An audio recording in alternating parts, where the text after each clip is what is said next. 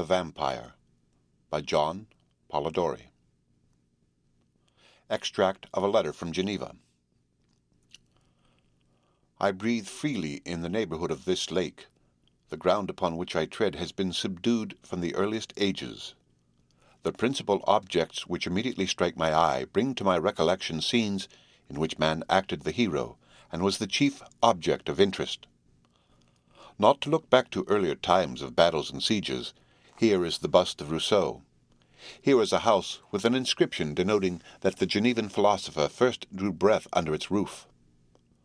A little out of the town is Ferney, the residence of Voltaire, where that wonderful, though certainly in many respects contemptible character received, like the hermits of old, the visits of pilgrims, not only from his own nation, but from the farthest boundaries of Europe. Here, too, is Bonnet's abode, and, a few steps beyond, the house of that astonishing woman, Madame de Staël, perhaps the first of her sex who has really proved its often claimed equality with the nobler man. We have before had women who have written interesting novels and poems in which their tact at observing drawing-room characters has availed them. But never since the days of Heloise have those faculties which are peculiar to man been developed as the possible inheritance of woman. Though even here, as in the case of Heloise, our sex have not been backward in alleging the existence of an Abelard in the person of Monsieur Schlegel as the inspirer of her works. But to proceed, upon the same side of the lake, Gibbon, Bonnevat, Bradshaw, and others mark, as it were, the stages for our progress, whilst upon the other side there is one house built by Diodati, the friend of Milton, which has contained within its walls for several months that poet whom we have so often read together, and who, if human passions remain the same, and human feelings, like chords on being swept by nature's impulses, shall vibrate as before, will be placed by posterity in the first rank of our English poets. You must have heard, or the third canto of Childe Harold will have informed you, that Lord Byron resided many months in this neighborhood. I went with some friends a few days ago, after having seen Ferney, to view this mansion. I trod the floors with the same feelings of awe and respect as we did together those of Shakespeare's dwelling at Stratford. I sat down in a chair of the saloon, and satisfied myself that I was resting on what he had made his constant scat. I found a servant there who had lived with him. She, however, gave me but little information. She pointed out his bedchamber upon the same level as the saloon and dining-room, and informed me that he retired to rest at 3, got up at 2, and employed himself a long time over his toilette, that he never went to sleep without a pair of pistols and a dagger by his side, and that he never ate animal food. He apparently spent some part of every day upon the lake in an English boat. There is a balcony from the saloon which looks upon the lake and the mountain Jura, and I imagine that it must have been hence he contemplated the storm so magnificently described in the third canto. For you have from here a most extensive view of all the points he has therein depicted. I can fancy him like the scathed pine, whilst all around was sunk to repose, still waking to observe what gave but a weak image of the storms which had desolated his own breast. The sky is changed, and such a change, O night! And storm and darkness, ye are wondrous strong, yet lovely in your strength as is the light of a dark eye in woman. Far along from peak to peak, the rattling crags among, leaps the lyre thunder. Not from one lone cloud, but from every mountain now hath found a tongue, and Jura answers through her misty shroud back to the joyous Alps who call to her aloud. And this is the night, most glorious night, thou wert not sent for slumber. Let me be a sharer in thy far and fierce delight, a portion of the tempest and of me, how the lit lake shines a phosphoric sea, and the big rain-comet dancing to the earth. And now again 'tis black, and now the glee of the loud hills shakes with its mountains' mirth, as if they did rejoice o'er a young earthquake's birth. Now, where the swift Rhine cleaves his way between heights which appear as lovers who have parted in haste, whose mining depths so intervene that they can meet no more, though broken-hearted, though in their souls which thus each other thwarted, love was the very root of the fond rage which blighted their life's bloom and then departed, itself expired, but leaving them an age of years all winter, war within themselves to wage. I went down to the little port, if I may use the expression, wherein his vessel used to lay, and conversed with a cottager who had the care of it. You may smile, but I have my pleasure in thus helping my personification of the individual I admire, by attaining to the knowledge of those circumstances which were daily around him. I have made numerous inquiries in the town concerning him, but can learn nothing. He only went into society there once, when Monsieur Pictet took him to the house of a lady to spend the evening. They say he is a very singular man, and The Vampyre, by John Polidori. Introduction. The superstition upon which this tale is founded is very general in the East. Among the Arabians it appears to be common. It did not, however, extend itself to the Greeks until after the establishment of Christianity, and it has only assumed its present form since the division of the Latin and Greek churches, at which time, the idea becoming prevalent that a Latin body could not corrupt if buried in their territory, it gradually increased, and formed the subject of many wonderful stories, still extant, of the dead rising from their graves and feeding upon the blood of the young and beautiful. In the West, it spread with some slight variation all over Hungary, Poland, Austria, and Lorraine, where the belief existed that vampires nightly imbibed a certain portion of the blood of their victims, who became emaciated, lost their strength, and speedily died of consumptions, whilst these human bloodsuckers fattened, and their veins became distended to such a state of repletion as to cause the blood to flow from all the passages of their bodies, and even from the very pores of their skins. In the London Journal of March 1732 is a curious and of course credible account of a particular case of vampirism which is stated to have occurred at Madreggia in Hungary. It appears that upon an examination of the commander-in-chief and magistrates of the place, they positively and unanimously affirmed that, about 5 years before, a certain Hayduk named Arnold Paul had been heard to say that at Kosovia, on the frontiers of the Turkish Servia, he had been tormented by a vampire, but had found a way to rid himself of the evil by eating some of the earth out of the vampire's grave and rubbing himself with his blood. This precaution, however, did not prevent him from becoming a vampire himself, for about 20 or 30 days after his death and burial, many persons complained of having been tormented by him, and a deposition was made that 4 persons had been deprived of life by his attacks.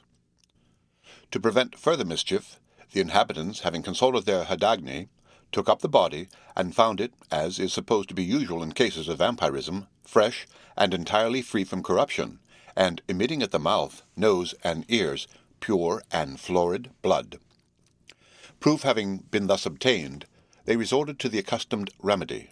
A stake was driven entirely through the heart and body of Arnold Paul, at which he is reported to have cried out as dreadfully as if he had been alive. This done, they cut off his head, burned his body, and threw the ashes into his grave. The same measures were adopted with the corpses of those persons who had previously died from vampirism, lest they should in their turn become agents upon others who survived them. This monstrous rhodomontade is here related because it seems better adapted to illustrate the subject of the present observations than any other instance which could be adduced. In many parts of Greece, it is considered as a sort of punishment after death for some heinous crime committed whilst in existence, that the deceased is not only doomed to vampirize, but compelled to confine his infernal visitations solely to those beings he loved most while upon earth, those to whom he was bound by ties of kindred and affection, a supposition alluded to in the Giaour.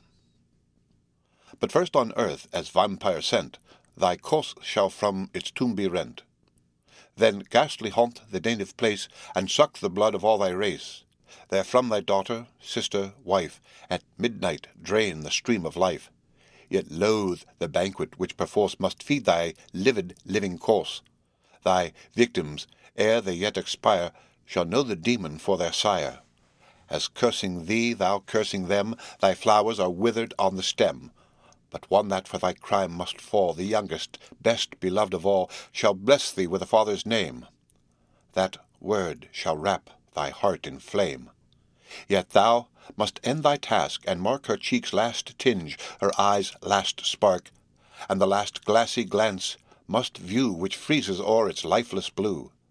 Then, with unhallowed hand shall tear the tresses of her yellow hair, of which in life a lock when shorn affection's fondest pledge was worn, but now is borne away by thee memorial of thine agony. Yet with thine own blessed blood shall drip thy gnashing tooth and haggard lip, then stalking to thy sullen grave, go and with ghouls and afrits rave, till these in horror shrink away from spectre more accursed than they.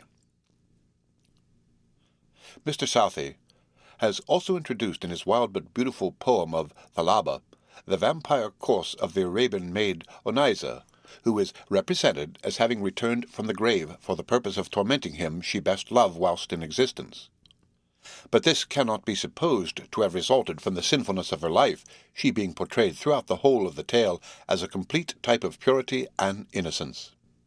The veracious Tournefort gives a long account in his travels of several astonishing cases of vampirism, to which he pretends to have been an eyewitness, and Calmet, in his great work upon this subject, besides a variety of anecdotes and traditionary narratives illustrative of its effects, has put forth some learned dissertations tending to prove it to be a classical as well as barbarian error.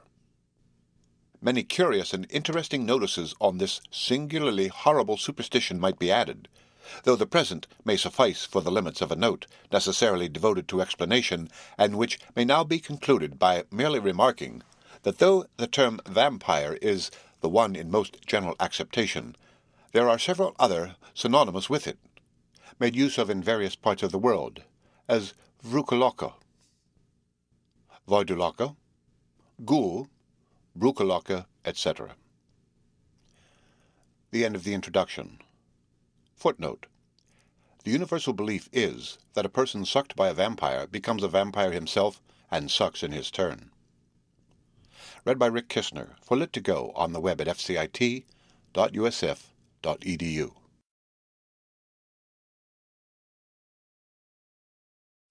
The Vampire by John Polidori.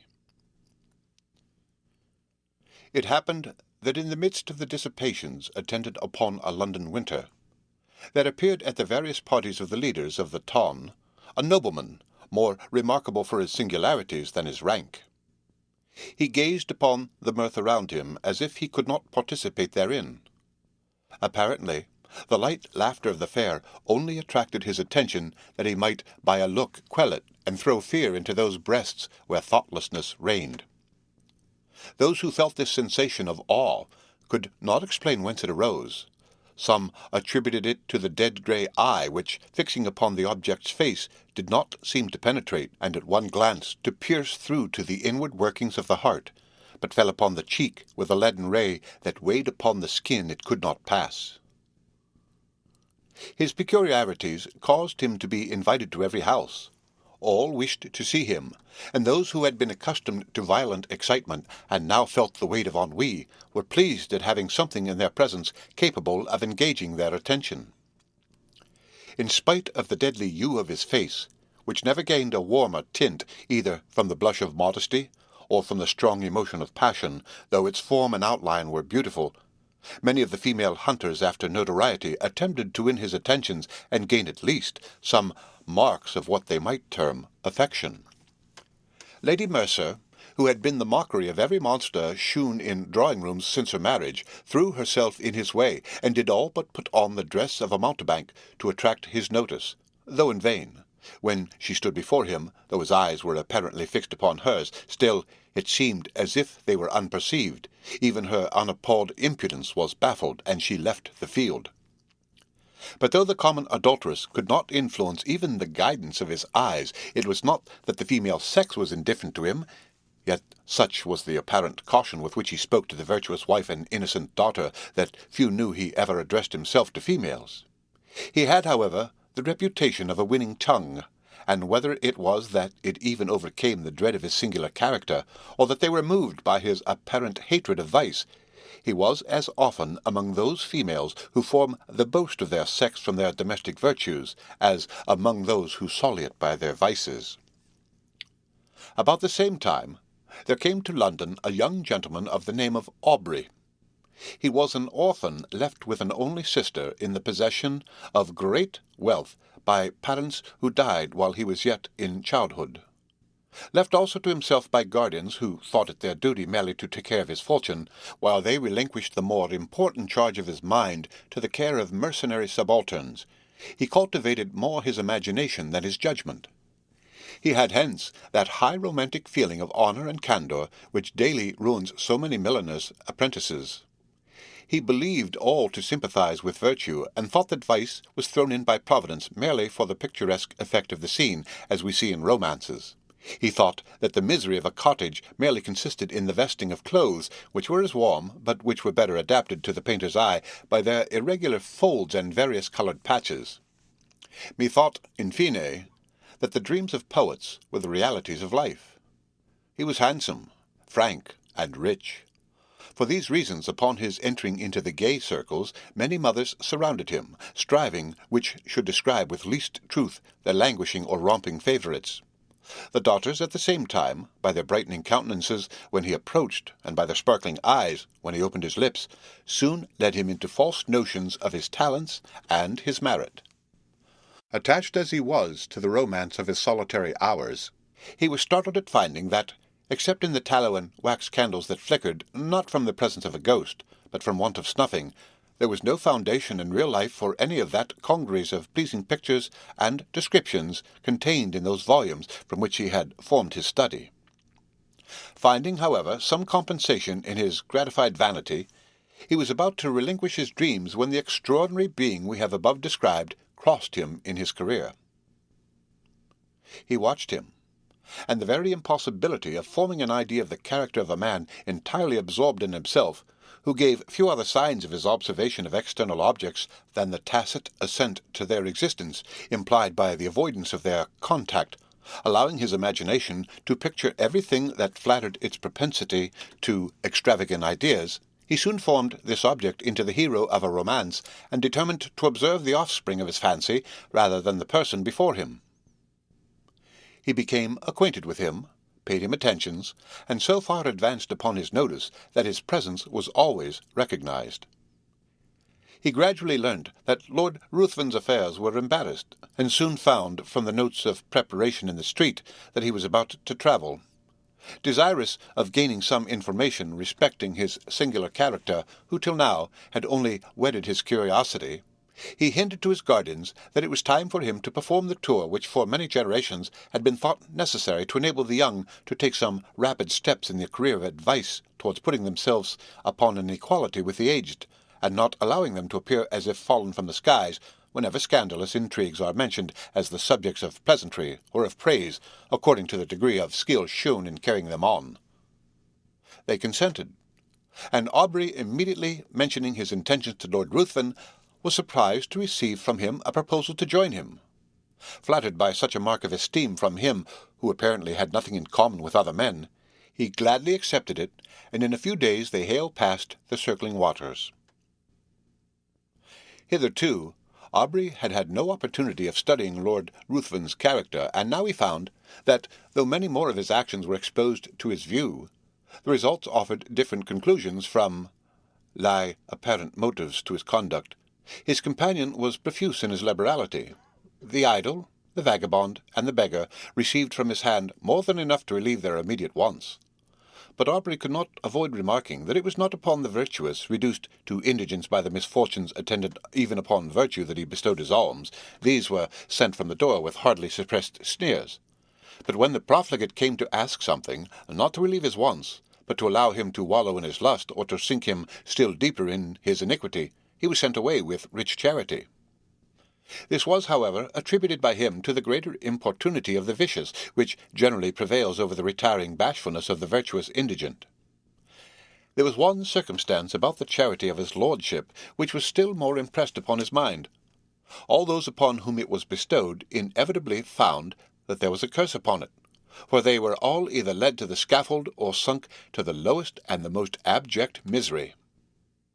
At Brussels and other towns through which they passed, Aubrey was surprised at the apparent eagerness with which his companion sought for the centres of all fashionable vice. There he entered into all the spirit of the faro table. He betted, and always gambled with success, except where the known sharper was his antagonist, and then he lost even more than he gained. but it was always with the same unchanging face with which he generally watched the society around. It was not, however, so when he encountered the rash youthful novice, or the luckless father of a numerous family. Then his very wish seemed fortune's law. This apparent abstractedness of mind was laid aside, and his eyes sparkled with more fire than that of the cat whilst dallying with lyre half-dead mouse. In every town he left the formerly affluent youth torn from the circle he adorned, cursing, in the solitude of a dungeon, the fate that had drawn him within the reach of this fiend, whilst many a father sat frantic amidst the speaking looks of mute hungry children, without a single farthing of his late immense wealth, wherewith to buy even sufficient to satisfy their present craving. Yet he took no money from the gaming table, but immediately lost to the ruiner of many the last guilder he had just snatched from the convulsive grasp of the innocent. This might but be the result of a certain degree of knowledge, which was not, however, capable of combating the cunning of the more experienced. Aubrey often wished to represent this to his friend, and beg him to resign that charity and pleasure which proved the ruin of all, and did not tend to his own profit. But he delayed it, for each day he hoped his friend would give him some opportunity of speaking frankly and openly to him. However, this never occurred. Lord Ruthven, in his carriage, and amidst the various wild and rich scenes of nature, was always the same. His eye spoke less than his lip, and though Aubrey was near the object of his curiosity, he obtained no greater gratification from it than the constant excitement of vainly wishing to break that mystery, which to his exalted imagination began to assume the appearance of something supernatural. They soon arrived at Rome, and Aubrey for a time lost sight of his companion. He left him in daily attendance upon the morning circle of an Italian countess, whilst he went in search of the memorials of another almost deserted city.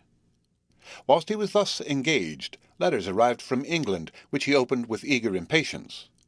The first was from his sister, breathing nothing but affection. The others were from his guardians. The latter astonished him. If it had before entered into his imagination that there was an evil power resident in his companion, these seemed to give him sufficient reason for the belief. His guardians insisted upon his immediately leaving his friend, and urged that his character was dreadfully vicious, for that the possession of irresistible powers of seduction rendered his licentious habits more dangerous to society. It had been discovered that his contempt for the adulteress had not originated in hatred of her character, but that he had required to enhance his gratification, that his victim, the partner of his guilt, should be hurled from the pinnacle of unsullied virtue down to the lowest abyss of infamy and degradation.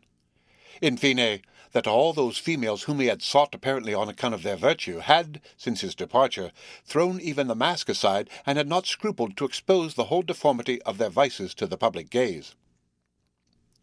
Aubrey determined upon leaving one whose character had not yet shown a single bright point on which to rest the eye. He resolved to invent some plausible pretext for abandoning him altogether, proposing in the meanwhile to watch him more closely, and to let no slight circumstance pass by unnoticed. He entered into the same circle, and soon perceived that his lordship was endeavouring to work upon the inexperience of the daughter of the lady whose house he chiefly frequented. In Italy, it is seldom that an unmarried female is met with in society. He was therefore obliged to carry on his plans in secret. But Aubrey's eye followed him in all his windings, and soon discovered that an assignation had been appointed which would most likely end in the ruin of an innocent though thoughtless girl.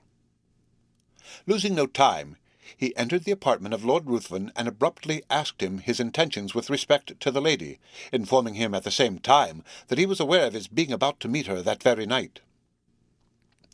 Lord Ruthven answered that his intentions were such as he supposed all would have upon such an occasion, and upon being pressed whether he intended to marry her, merely laughed. Aubrey retired, and immediately writing a note to say that from that moment he must decline accompanying his lordship in the remainder of their proposed tour, he ordered his servant to seek other apartments, and calling upon the mother of the lady, informed her of all he knew, not only with regard to her daughter, but also concerning the character of his lordship. The assignation was prevented. Lord Ruthven next day merely sent his servant to notify his complete assent to a separation, but did not hint any suspicion of his plans having been foiled by Aubrey's interposition. Having left Rome, Aubrey directed his steps towards Greece, and crossing the peninsula, soon found himself at Athens. He then fixed his residence in the house of a Greek, and soon occupied himself in tracing the faded records of ancient glory upon monuments that apparently, ashamed of chronicling the deeds of freemen only before slaves, had hidden themselves beneath the sheltering soil of many-coloured lichen. Under the same roof as himself existed a being so beautiful and delicate that she might have formed the model for a painter wishing to portray on canvas the promised hope of the faithful in Mahomet's paradise, save that her eyes spoke too much mind for anyone to think she could belong to those who had no souls. As she danced upon the plain, or tripped along the mountain side, one would have thought the gazelle a poor type of her beauties. For who would have exchanged her eye, apparently the eye of animated nature, for that sleepy, luxurious look of the animal suited but to the taste of an epicure? The light step of Ianthe often accompanied Aubrey in his search after antiquities, and often would the unconscious girl, engaged in the pursuit of a cashmere butterfly, show the whole beauty of her form, floating as it were upon the wind, to the eager gaze of him who forgot the letters he had just deciphered upon an almost effaced tablet, in the contemplation of her sylph-like figure. Often would her tresses, falling as she flitted around, exhibit in the sun's rays such delicately brilliant and swiftly fading hues, it might well excuse the forgetfulness of the antiquary, who let escape from his mind the very object he had before thought of vital importance to the proper interpretation of a passage in Pausanias. But why attempt to describe charms which all feel but none can appreciate? It was innocence, youth, and beauty, unaffected by crowded drawing-rooms and stifling balls. Whilst he drew those remains of which he wished to preserve a memorial for his future hours, she would stand by and watch the magic effects of his pencil.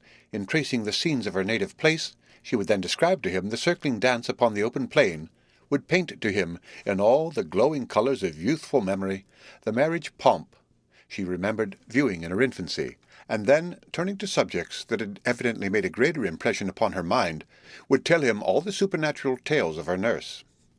Her earnestness and apparent belief of what she narrated excited the interest even of Aubrey, and often, as she told him the tale of the living vampire who had passed years amidst his friends and dearest ties, forced every year by feeding upon the life of a lovely female to prolong his existence for the ensuing months, his blood would run cold, whilst he attempted to laugh her out of such idle and horrible fantasies. But Ianthe cited to him the names of old men, who had at last detected one living among themselves, after several of their near relatives and children had been found marked with the stamp of the fiend's appetite. And when she found him so incredulous, she begged of him to believe her, for it had been remarked that those who had dared to question their existence always had some proof given, which obliged them with grief and heartbreaking to confess it was true. She detailed to him the traditional appearance of these monsters, and his horror was increased by hearing a pretty accurate description of Lord Ruthven. He, however, still persisted in persuading her that there could be no truth in her fears, though at the same time he wondered at the many coincidences which had all tended to excite a belief in the supernatural power of Lord Ruthven. Aubrey began to attach himself more and more to Ianthe.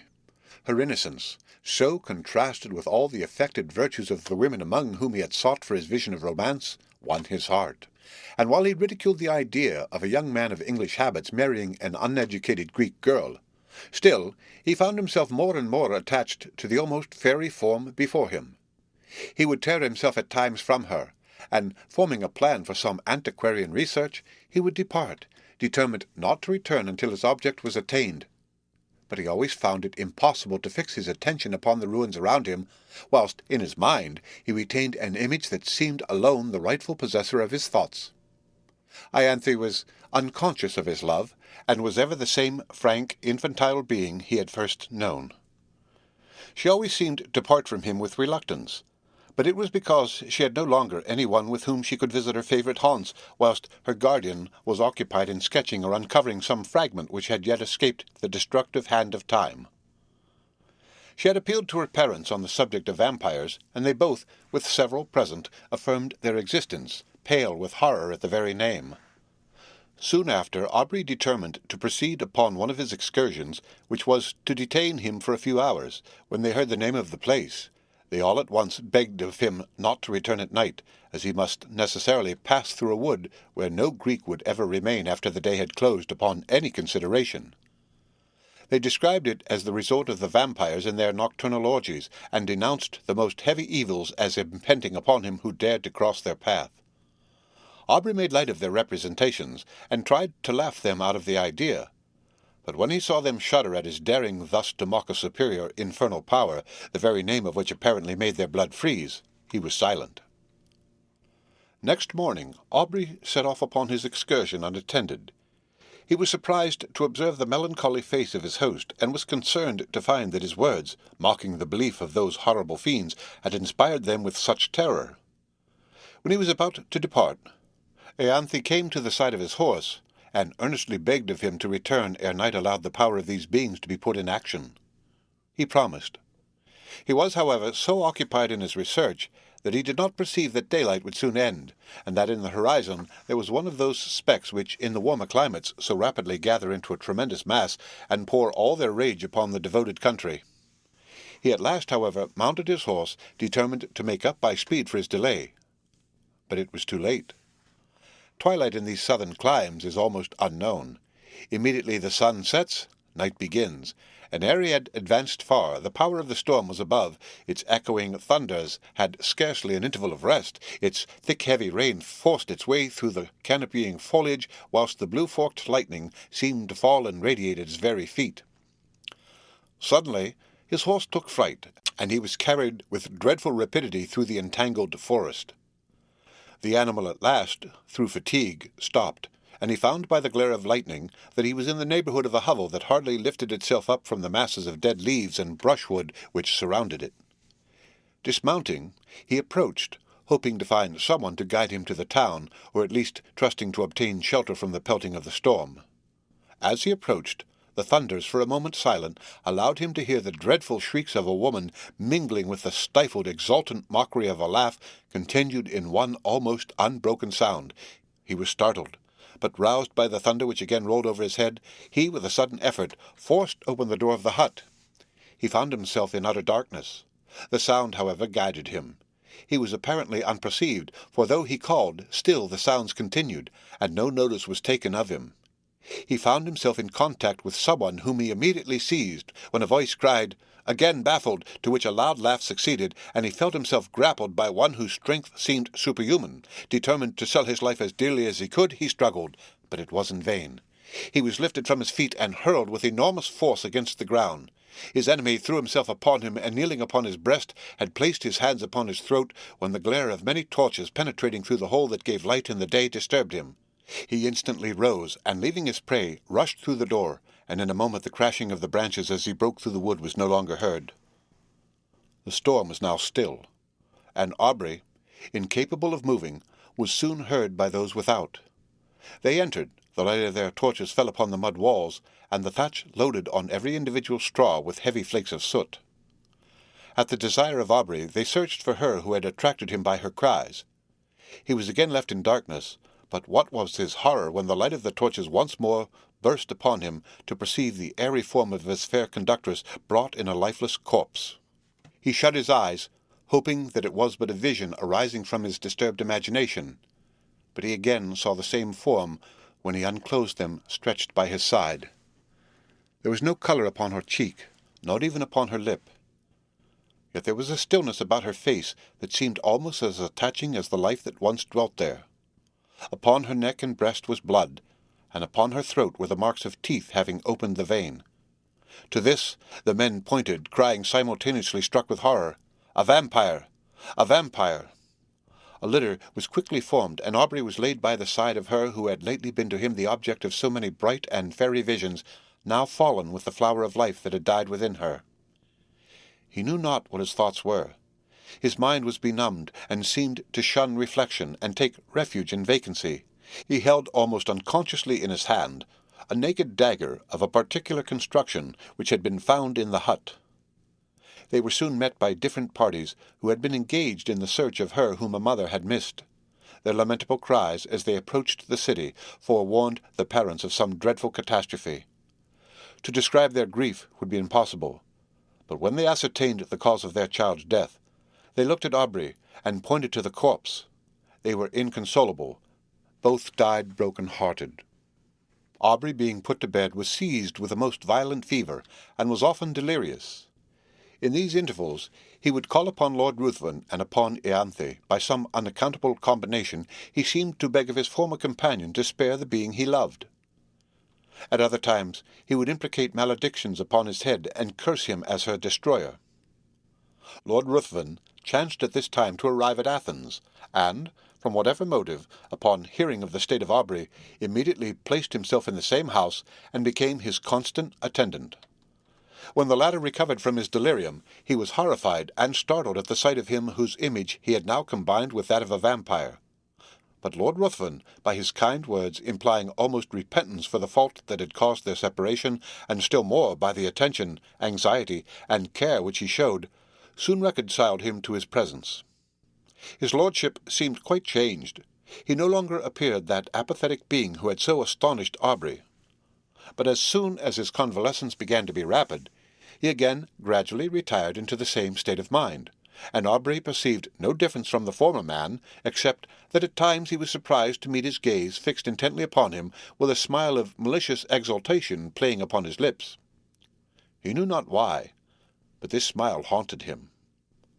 During the last stage of the invalid's recovery, Lord Ruthven was apparently engaged in watching the tideless waves raised by the cooling breeze, or in marking the progress of those orbs circling like our world, the moveless sun.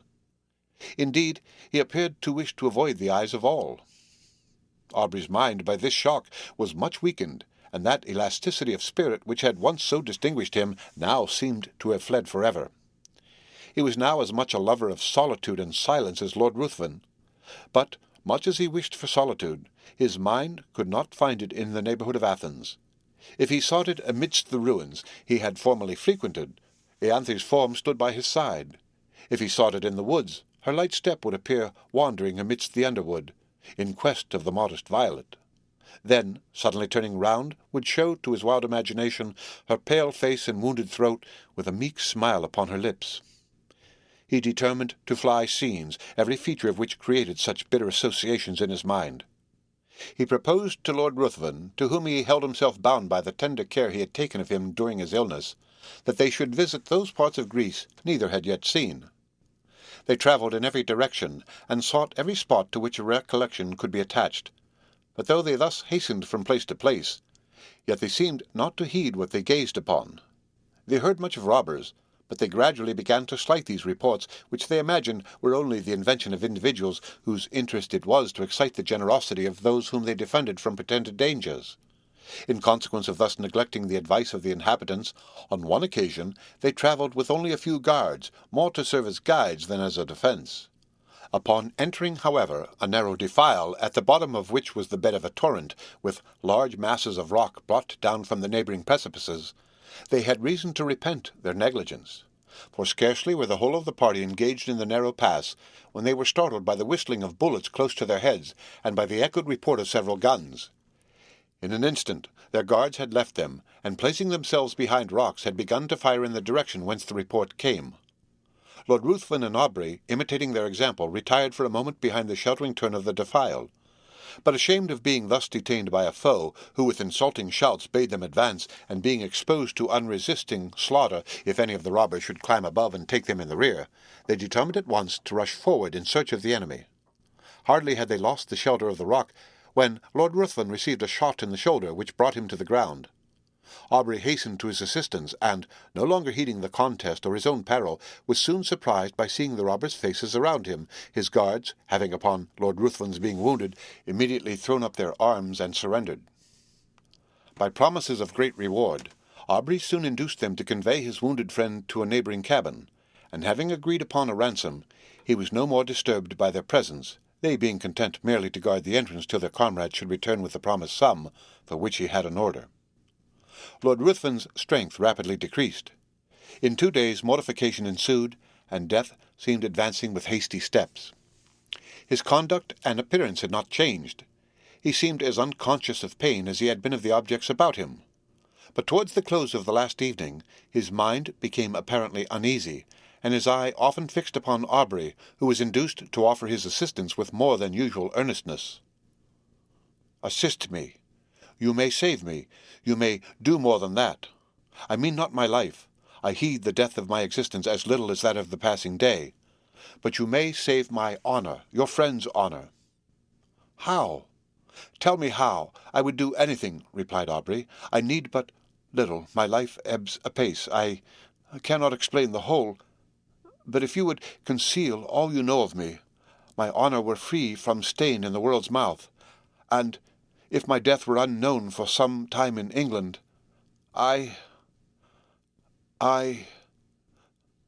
but life, it shall not be known." "Swear," cried the dying man, raising himself with exultant violence. "Swear, by all your soul reveres, by all your nature fears, swear that for a year and a day you will not impart your knowledge of my crimes or death to any living being in any way, whatever may happen or whatever you may see." His eyes seemed bursting from their sockets. "I swear," said Aubrey. He sunk laughing upon his pillow, and breathed no more. Aubrey retired to rest, but did not sleep. The many circumstances attending his acquaintance with this man rose upon his mind, and he knew not why. When he remembered his oath, a cold shivering came over him, as if from the presentiment of something horrible awaiting him. Rising early in the morning, he was about to enter the hovel in which he had left the corpse, when a robber met him, and informed him that it was no longer there, having been conveyed by himself and comrades upon his retiring to the pinnacle of a neighbouring mount, according to a promise they had given his lordship, that it should be exposed to the first cold ray of the moon that rose after his death. Aubrey, astonished, and taking several of the men, determined to go and bury it upon the spot where it lay. But when he had mounted to the summit, he found no trace of either the corpse or the clothes, though the robbers swore they pointed out the identical rock on which they had laid the body. For a time his mind was bewildered in conjectures, but he at last returned, convinced that they buried the corpse for the sake of his clothes. Weary of a country in which he had met with such terrible misfortunes, and in which all apparently conspired to heighten that superstitious melancholy that had seized upon his mind, he resolved to leave it, and soon arrived at Smyrna. While waiting for a vessel to convey him to Otranto or to Naples, he occupied himself in arranging those effects he had with him belonging to Lord Ruthven. Amongst other things, there was a case containing several weapons of offence, more or less adapted to ensure the death of the victim. There were several daggers and atagans. Whilst turning them over and examining their curious forms, what was his surprise at finding a sheath apparently ornamented in the same style as the dagger discovered in the fatal hut. He shuddered. Hastening to gain further proof, he found the weapon, and his horror may be imagined when he discovered that it fitted, though peculiarly shaped, the sheath he held in his hand. His eyes seemed to need no further certainty. They seemed gazing to be bound to the dagger, yet still he wished to disbelieve. But the particular form, the same varying tints upon the haft and sheath, were alike in splendour on both, and left no room for doubt. There were also drops of blood on each. He left Smyrna, and on his way home, at Rome, his first inquiries were concerning the lady he had attempted to snatch from Lord Ruthven's seductive arts. Her parents were in distress, their fortune ruined, and she had not been heard of since the departure of his lordship. Aubrey's mind became almost broken under so many repeated horrors. He was afraid that this lady had fallen a victim to the destroyer Vianthe. He became morose and silent, and his only occupation consisted in urging the speed of the postilions, as if he were going to save the life of someone he held dear. He arrived at Calais. A breeze, which seemed obedient to his will, soon wafted him to the English shores, and he hastened to the mansion of his fathers, and there for a moment appeared to lose in the embraces and caresses of his sister all memory of the past. If she before, by her infantine caresses, had gained his affection, now that the woman began to appear, she was still more attaching as a companion. Miss Aubrey had not that winning grace which gains the gaze and applause of the drawing-room assemblies. There was none of that light brilliancy which only exists in the heated atmosphere of a crowded apartment. Her blue eye was never lit up by the levity of the mind beneath. There was a melancholy charm about it which did not seem to arise from misfortune, but from some feeling within that appeared to indicate a soul conscious of a brighter realm. Her step was not that light footing which strays where a butterfly or a colour may attract. It was sedate and pensive. When alone, Her face was never brightened by the smile of joy, but when her brother breathed to her his affection, and would in her presence forget those griefs she knew destroyed his rest, who would have exchanged her smile for that of the voluptuary? It seemed as if those eyes, that face, were then playing in the light of their own native sphere. She was yet only 18, and had not been presented to the world, it having been thought by her guardians more fit that her presentation should be delayed until her brother's return from the continent, when he might be her protector. It was now therefore resolved that the next drawing-room, which was fast approaching, should be the epoch of her entry into the busy scene. Aubrey would rather have remained in the mansion of his fathers, and fed upon the melancholy which overpowered him. He could not feel interest about the frivolities of fashionable strangers, when his mind had been so torn by the events he had witnessed. But he determined to sacrifice his own comfort to the protection of his sister. They soon arrived in town, and prepared for the next day, which had been announced as a drawing-room. The crowd was excessive. A drawing-room had not been held for a long time, and all who were anxious to bask in the smile of royalty hastened thither. Aubrey was there with his sister. While he was standing in a corner by himself, heedless of all around him, engaged in the remembrance that the first time he had seen Lord Ruthven was in that very place, he felt himself suddenly seized by the arm, and a voice he recognized too well sounded in his ear. "Remember your oath." He had hardly courage to turn, fearful of seeing a spectre that would blast him, when he perceived at a little distance the same figure which had attracted his notice on this spot upon his first entry into society. He gazed till his limbs, almost refusing to bear their weight, he was obliged to take the arm of a friend, and forcing a passage through the crowd, he threw himself into his carriage, and was driven home. He paced the room with hurried steps, and fixed his hands upon his head, as if he were afraid his thoughts were bursting from his brain. Lord Ruthven again before him! Circumstances started up in dreadful array. The dagger, his oath. He roused himself. He could not believe it possible. The dead rise again. He thought his imagination had conjured up the image his mind was resting upon. It was impossible that it could be real. He determined therefore to go again into society, for though he attempted to ask concerning Lord Ruthven, the name hung upon his lips, and he could not succeed in gaining information. He went a few nights after with his sister to the assembly of a nearer relation. Leaving her under the protection of a matron, he retired into a recess, and there gave himself up to his own devouring thoughts. Perceiving at last that many were leaving, he roused himself, and entering another room, found his sister surrounded by several, apparently in earnest conversation. He attempted to pass and get near her, when one, whom he requested to move, turned round and revealed to him those features he most abhorred.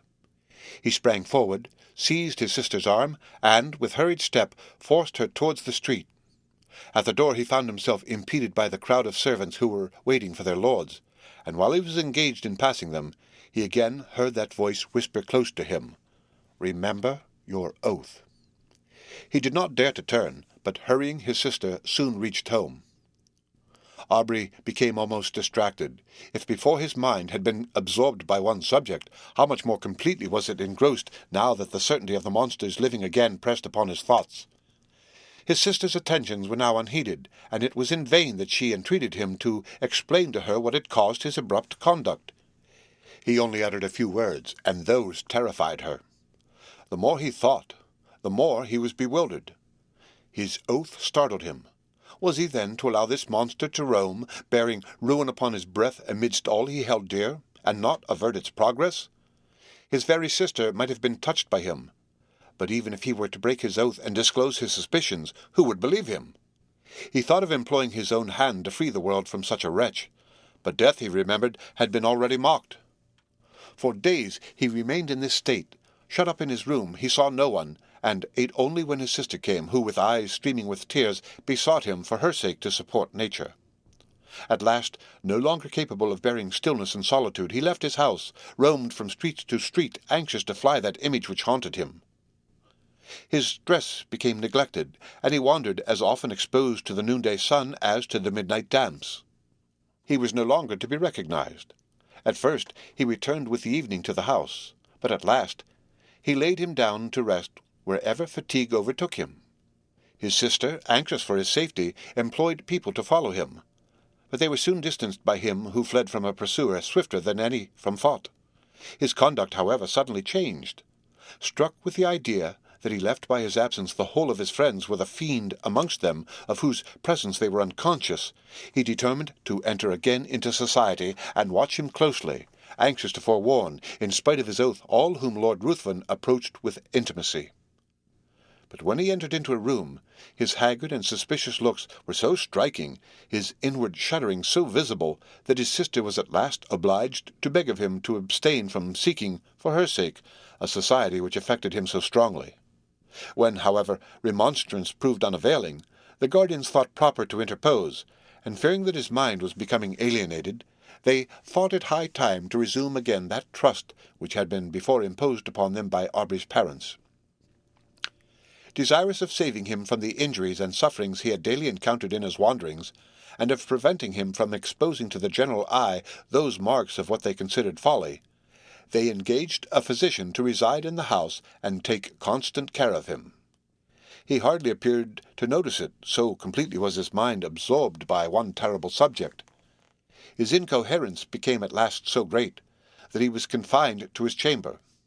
There he would often lie for days, incapable of being roused. He had become emaciated. His eyes had attained a glassy lustre. The only sign of affection and recollection remaining displayed itself upon the entry of his sister. Then he would sometimes start, and, seizing her hands, with looks that severely afflicted her, he would desire her not to touch him. "Oh, do not touch him. If your love for me is aught, do not go near him." When, however, she inquired to whom he referred, his only answer was, "True, true." And again he sank into a state whence not even she could rouse him. This lasted many months. Gradually, however, as the year was passing, his incoherences became less frequent, and his mind threw off a portion of its gloom, whilst his guardians observed that several times in the day he would count upon his fingers a definite number, and then smile.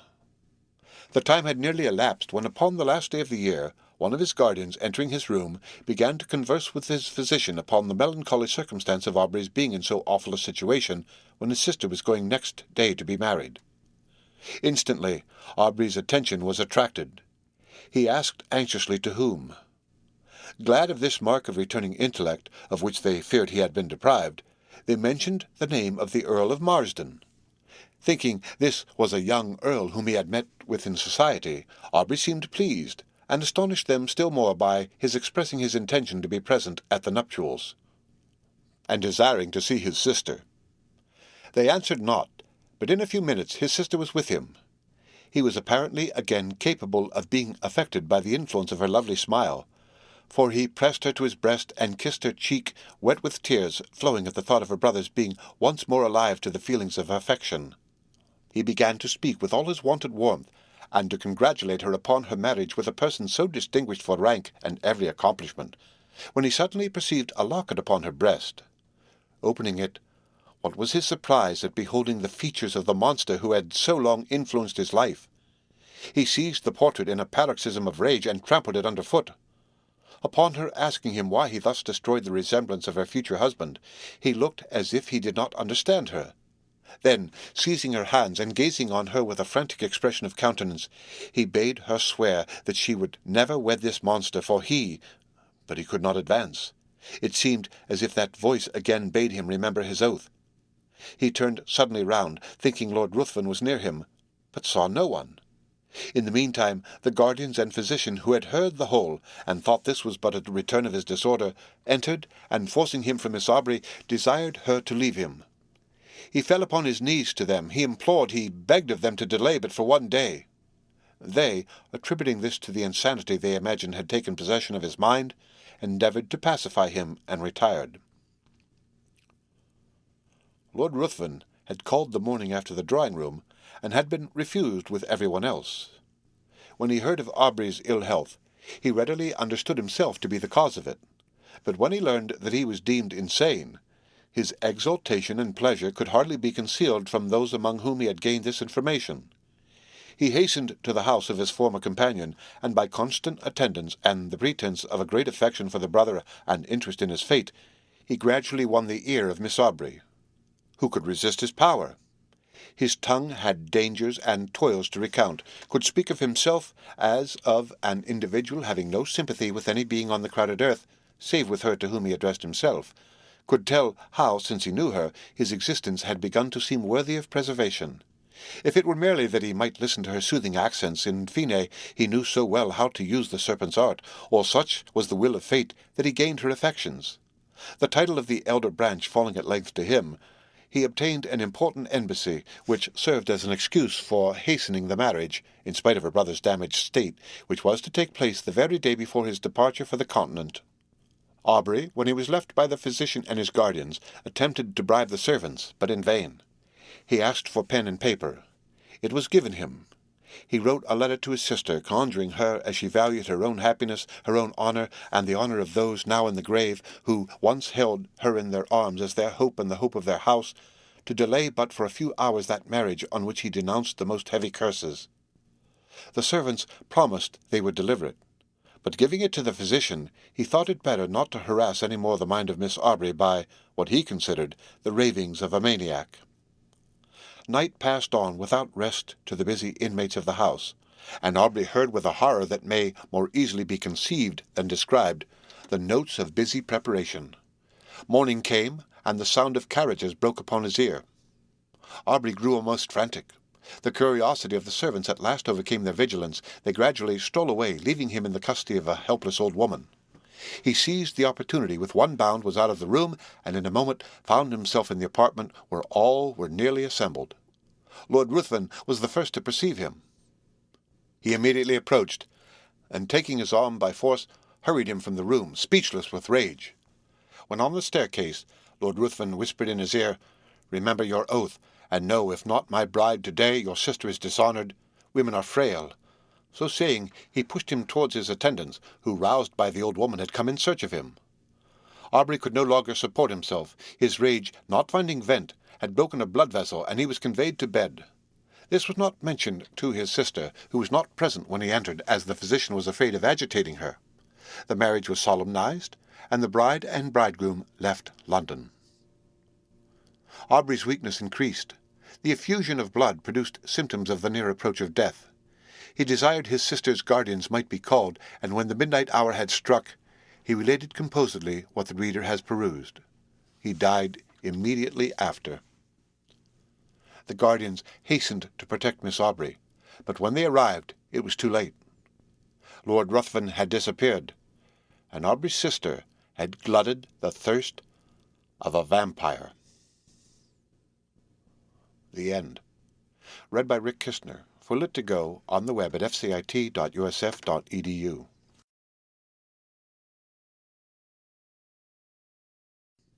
The Vampyre by John Polidori. Extract of a letter containing an account of Lord Byron's residence in the island of Mitylene. The world was all before him where to choose his place of rest, and Providence his guide. In sailing through the Grecian archipelago on board one of His Majesty's vessels in the year 1812, we put into the harbour of Mitylene in the island of that name. The beauty of this place, and the certain supply of cattle and vegetables always to be had there, induced many British vessels to visit it, both men of war and merchantmen, and though it lies rather out of the track for ships bound to Smyrna, its bounties amply repay for the deviation of a voyage. We landed, as usual, at the bottom of the bay, and whilst the men were employed in watering, and the purser bargaining for cattle with the natives, the clergyman and myself took a ramble to the cave called Homer's School, and other places where we had been before. On the brow of Mount Ida, a small monticule so named, we met with and engaged a young Greek as our guide, who told us he had come from Schio with an English lord who left the island 4 days previous to our arrival in his felucca. "He engaged me as a pilot," said the Greek, "and would have taken me with him, but I did not choose to quit Mitylene, where I am likely to get married. He was an odd, but a very good man. The cottage over the hill, facing the river, belongs to him, and he has left an old man in charge of it. He gave Dominic, the wine trader, 600 zecchines for it, which is about 250 English pounds. and had resided there about 14 months, though not constantly, for he sails in his felucca very often to the different islands. This account excited our curiosity very much, and we lost no time in hastening to the house where our countryman had resided. We were kindly received by an old man who conducted us over the mansion. It consisted of 4 apartments on the ground floor, an entrance hall, a drawing-room, a sitting parlour, and a bedroom, with a spacious closet annexed. They were all simply decorated, plain green-stained walls, marble tables on either side, a large myrtle in the centre, and a small fountain beneath, which could be made to play through the branches by moving a spring fixed in the side of a small bronze Venus in a leaning posture. A large couch or sofa completed the furniture. In the hall stood 6 English cane chairs and an empty bookcase. There were no mirrors, nor a single painting. The bedchamber had merely a large mattress spread on the floor, with 2 stuffed cotton quilts and a pillow, the common bed throughout Greece. In the sitting-room we observed a marble recess, formerly, the old man told us, filled with books and papers, which were then in a large seaman's chest in the closet. It was open, but we did not think ourselves justified in examining the contents. On the tablet of the recess lay Voltaire's, Shakespeare's, Boileau's, and Rousseau's works complete, Volney's Ruins of Empires, Zimmermann in the German language, Klopstock's Messiah, Kotzebue's novels, Schiller's play of the Robbers, Milton's Paradise Lost, and an Italian edition printed at Parma in 1810, several small pamphlets from the Greek press at Constantinople, much torn, but no English book of any description. Most of these books were filled with marginal notes, written with a pencil in Italian and Latin. The Messiah was literally scribbled all over and marked with slips of paper on which also were remarks. The old man said, "The Lord had been reading these books the evening before he sailed, and forgot to place them with the others, but, said he, there they must lie until his return, for he is so particular that were I to move one thing without orders, he would frown upon me for a week together. He is otherwise very good. I once did him a service, and I have the produce of this farm for the trouble of taking care of it, except 20 zecchines which I pay to an aged Armenian who resides in a small cottage in the wood, and whom the Lord brought here from Adrianople. I don't know for what reason." The appearance of the house externally was pleasing. The portico in front was 50 paces long and 14 broad, and the fluted marble pillars with black plinths and fretwork cornices, as it is now customary in Grecian architecture, were considerably higher than the roof. The roof, surrounded by a light stone balustrade, was covered by a fine Turkey carpet, beneath an awning of strong, coarse linen. Most of the housetops are thus furnished, as upon them the Greeks passed their evenings in smoking, drinking light wine such as Lacrima Christi, eating fruit, and enjoying the evening breeze. On the left hand, as we entered the house, a small streamlet glided away. Grapes, oranges, and limes were clustering together on its borders, and under the shade of 2 large myrtle bushes a marble scat with an ornamental wooden back was placed, on which we were told the Lord passed many of his evenings and nights till 12 o'clock, reading, writing, and talking to himself. "I suppose," said the old man, "praying, for he was very devout, and always attended our church, twice a week, besides Sundays." The view from this seat was what may be termed a bird's-eye view. A line of rich vineyards led the eye to Monte Calicia, covered with olive and myrtle trees in bloom, and on the summit of which an ancient Greek temple appeared in majestic decay. A small stream issuing from the ruins descended in broken cascades until it was lost in the woods near the mountain's base. The sea, smooth as glass, and a horizon unshadowed by a single cloud terminates the view in front, and a little on the left, through a vista of lofty chestnut and palm trees, several small islands were distinctly observed, studding the light blue wave with spots of emerald green. I seldom enjoyed a view more than I did this, but our enquiries were fruitless as to the name of the person who had resided in this romantic solitude. None knew his name but Dominic, his banker, who had gone to Candia. The Armenian, said our conductor, could tell, but I am sure he will not. "And cannot you tell, old friend?" said I. "If I can," said he, "I dare not." We had not time to visit the Armenian, but on our return to the town we learnt several particulars of the isolated lord. He had portioned 8 young girls when he was last upon the island, and even danced with them at the nuptial feast. He gave a cow to one man, horses to others, and cotton and silk to the girls who live by weaving these articles. He also bought a new boat for a fisherman who had lost his own in a gale, and he often gave Greek testaments to the poor children. In short, he appeared to us, from all we collected, to have been a very eccentric and benevolent character. One circumstance we learned, which our old friend at the cottage thought proper not to disclose. He had a most beautiful daughter, with whom the Lord was often seen walking on the seashore, and he had bought her a pianoforte, and taught her himself the use of it. Such was the information with which we departed from the peaceful eye of Mitylene, our imaginations all on the rack, guessing who this rambler in Greece could be. He had money, it was evident. He had philanthropy of disposition, and all those eccentricities which mark peculiar genius. Arrived at Palermo, all our doubts were dispelled. Falling in company with Mr. Foster, the architect, a pupil of Wyatt's, who had been travelling in Egypt and Greece.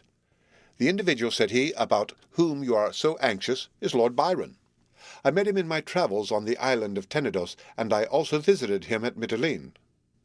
We had never then heard of his lordship's fame, as we had been some years from home, but Childe Harold being put into our hands, we recognized the recluse of Calcia in every page. Deeply did we regret not having been more curious in our researches at the cottage, but we consoled ourselves with the idea of returning to Mitylene on some future day. But to me, that day will never return. I make this statement, believing it not quite uninteresting, and in justice to his lordship's good name, which has been grossly slandered. He has been described as of an unfeeling disposition, averse to associating with human nature, or contributing in any way to soothe its sorrows or add to its pleasures. The fact is directly the reverse, as may be plainly gathered from these little anecdotes. All the finer feelings of the heart, so elegantly depicted in his lordship's poems, seem to have their seat in his bosom. Tenderness, sympathy, and charity appeared to guide all his actions, and his courting the repose of solitude is an additional reason for marking him as a being on whose heart religion hath set her seal, and over whose head benevolence hath thrown her mantle. No man can read the preceding pleasing traits without feeling proud of him as a countryman. With respect to his loves or pleasures, I do not assume a right to give an opinion. Reports are ever to be received with caution, particularly when directed against man's moral integrity, and he who dares justify himself before that awful tribunal where all must appear, alone must censure the errors of a fellow mortal. Lord Byron's character is worthy of his genius. To do in secret, and shun the world's applause, is the surest testimony of a virtuous heart and self-approving conscience. The end of The Vampyre. Read by Rick Kishner, for Lit2Go on the web at fcit.usf.edu.